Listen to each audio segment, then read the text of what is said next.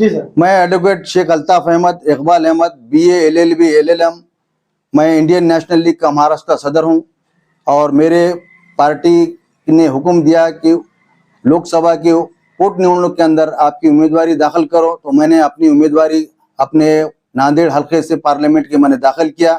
मैं अभी 3 नंबर पे मेरा नाम है और इसी के साथ में महाराष्ट्र असेंबली के अंदर हमने 3 कैंडिडेट दिए है। भोकर विधानसभा से कौसर सुल्ताना है और खामगांव से कि शेख रशीद साहब है और यवतमाल से कि शेख शब्बीर साहब है। अच्छे कार्यकर्ते दिए हमने, काम करने का वाले कार्यकर्ते दिए। मेरा नाम ही काफी है समाज के लिए। मैंने आज से 40 साल पहले आसानगर के खबरस्तान की बुनियाद से कि मेरा काम शुरू करा। मेरे साथी मेरे साथ में दिए। आज अल्लाह के फजल करम से 1 हेक्टर खबरस्तान की जगह अराजी अपने हैंड में है, पूरी प्रॉपर्टी अपने पास है। लेकिन बदकिस्मती ऐसा है कि कांग्रेस की सत्ता रहने के बाद भी 25 साल से बड़ी किन्नी कोफ्त के साथ में अपने बताता हूं कि वहां पर बाउंड्री वॉल के 3-4 ठहराव होने के बाद भी, कांग्रेस की सत्ता होने के बाद भी 1 रुपए का भी फंड उस बाउंड्री वॉल के वास्ते नहीं दिया। आज जो लोग इलेक्शन में खड़े वाले हैं, बात कर रहे हैं समाज के हक में, समाज के हित के बारे में, अरे जब तुम्हारे पास में जब सत्ता थी तब वो खबरस्तान के लिए 1 ईंट का वास्ते तुमने कि डोनेट नहीं करा सके, 1 रुपया नहीं ला सके।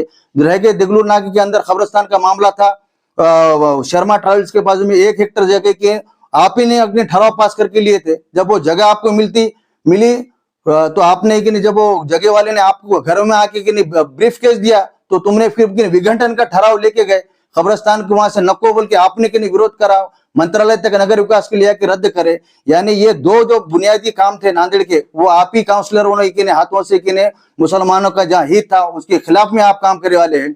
और हमारा ऐसा बोलना है कि जो लोग पार्लियामेंट के अंदर जो कैंडिडेट है कांग्रेस के, तो ये कोई अनुकंपा धरती के ऊपर की सर्विस का मामला नहीं है। तो चलो भाई कि कोई नौकरी के ऊपर कोई आदमी रहा, उसका डेथ होगा तो उसको अनुकंपा लेना। पब्लिक रिप्रेजेंटेटिव एक्ट के अंदर सभी को खड़ने का और सभी को वोट मांगने का अधिकार है। और आपका कारकिर्द, आपके कांग्रेस की कारकिर्द पूरा हिंदुस्तान जानता। 1992 में बाबरी मस्जिद शहीद होने के बाद में 2004 तक मुसलमानों को सिर्फ काट रहे और बांट रहे। जहां तक भी मॉब लिंचिंग का मामला है, मध्य प्रदेश के अंदर इरफान का घर तोड़ने का मामला है जो कांग्रेस का था, वहां पे राहुल गांधी जैसा आदमी, प्रियंका जैसा आदमी खामोशी से रहे। और वक्फ बोर्ड का जो बिल है उसके अंदर भी कांग्रेस ने की खामोशी रही। रह गई बाला साहब ठाकरे साहब की 16 जो कैंडिडेट की चुनकर आए लोकसभा के अंदर, बिल जब कि पार्लियामेंट में पास हुआ, दाखिल हुआ कि वक्फ बोर्ड के अंदर, तो इन्होंने 16 जनों ने बाइकाट करे। आज एक उत्तर के अंदर कांग्रेस ने एक मुस्लिम कैंडिडेट दी तो आपने वहां पर एक उद्धव बाला साहब ठाकरे ने एक कैंडिडेट उनका दे दिए। तो आपका जहन किसके लिए काम कर रहा, किसको कि नहीं डोमिनेट करना है, आपको सब मालूम है। तो हमें हमारे समाज से ये कहते हैं कि आप बोलते थे पढ़ा लिखा अपना सामने आना चाहिए।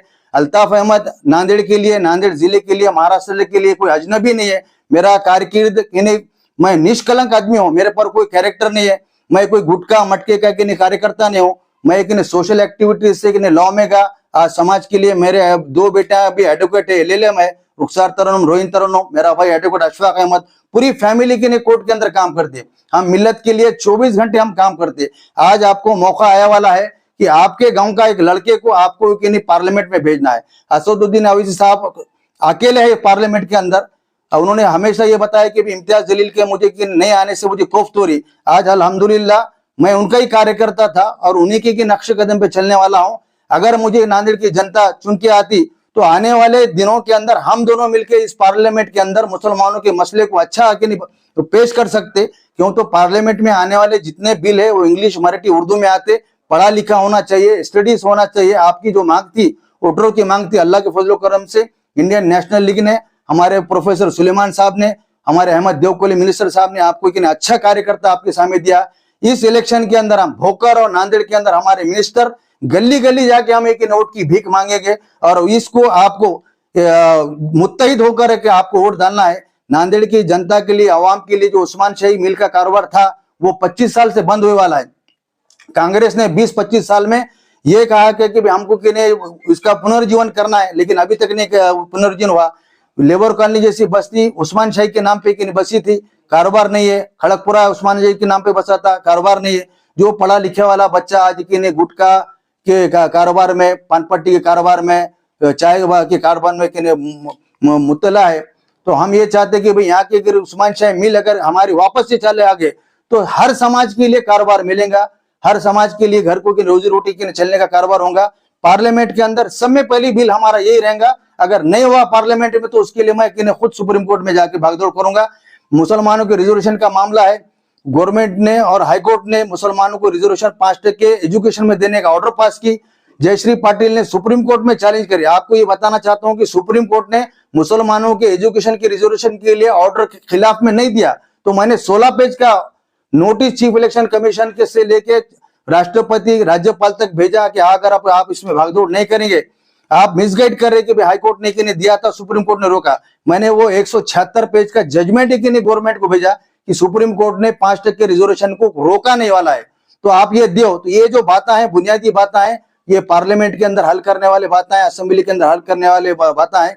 इसके लिए मैं ये चाहता हूं कि आपका एक भाई आपके सामने खड़े वाला है, आप किसी के भय का में नहीं आते हुए, आप इंडियन नेशनल लीग का मैं कैंडिडेट हूँ, एडवोकेट शेख अल्ताफ अहमद, भोकर से कौसर सुल्ताना। ये हम दोनों को पार्लियामेंट में असेंबली में भेज के हमारी ताकत बनाइए, ये मिलत की ताकत रहेंगे, हर समाज की ताकत रहेंगे। आपको कोई मसले के अंदर कोई दुश्वारी पेश नहीं आएंगे, मैं इसका आपको आश्वासन देता हूँ। वाखिर दावाना अल्हम्दुलिल्लाहि रब्बिल आलमीन।